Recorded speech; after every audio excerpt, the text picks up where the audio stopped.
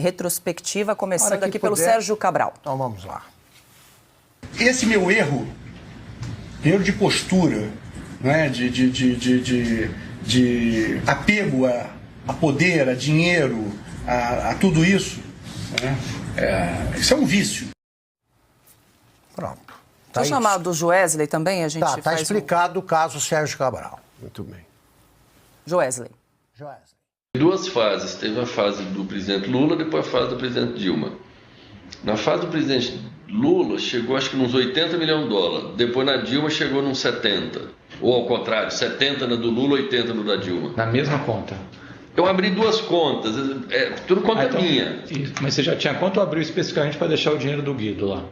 Eu chamava, eram umas continhas que não tinha pra gente nada lá. Sim. Eu que controlava e tal. Eu tinha uma, eu comecei a usar. Aí depois eu abri outra, foi quando a presidente Dilma ganhou.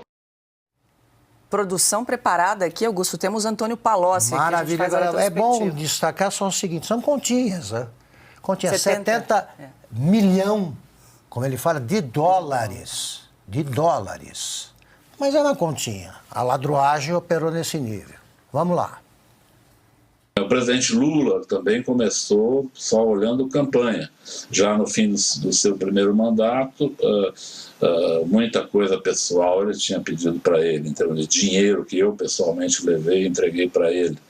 No fim do seu segundo mandato, aí ele preparou sua aposentadoria. Recebeu 300 milhões da Odebrecht numa conta corrente de disponibilidade, recebeu seu sítio, que foi feito, combinado para seu uso, o apartamento. É isso que a gente tem que fazer. A cada conversa fiada deles, a gente mostra declarações da própria quadrilha, de integrantes da quadrilha, dissidentes. Eles estão prontos, expliquem isso.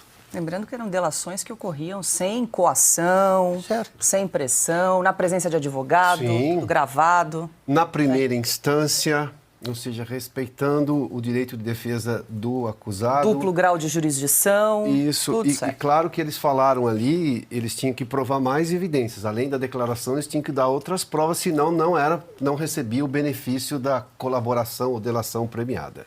E temos ainda do Marcelo Odebrecht para revisitar. Esse fechamento aqui, do amigo de meu pai, quando eu falo, vocês fecharam com o amigo de meu pai, eu não estou dizendo que eles fecharam diretamente com o Toffoli. Aqui tem o Sérgio, que era com quem eles fechavam o valor do orçamento. O que a gente entendia é que, ao estar fechando com o Sérgio, ele está cuidando do assunto. Então ele está fechando com... Ou ele tá cuidando do assunto. O problema é esse. Como é você, em tese, nunca fica muito claro, né? Certo. Mas é que quando você fala amigo do meu pai, está se referindo... Na nossa visão, quando a gente estava fechando, pra gente, ao fechar com o Sérgio, ele estava cuidando do assunto.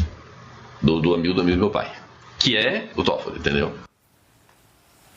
Deixa eu passar aqui para o Silvio, só para fechar, Silvio, a gente está falando de cifra de 300 milhões, 80 milhões de dólares, 70 milhões de dólares. A gente aqui no chat lembrando da sacolinha de vinho de 100 mil reais que nunca apareceu, né, no relatório da Polícia Federal. Quero te ouvir aí para a gente que trouxe um compilado de alguns personagens envolvidos na Operação Lava Jato. Isso é só uma amostra, hein?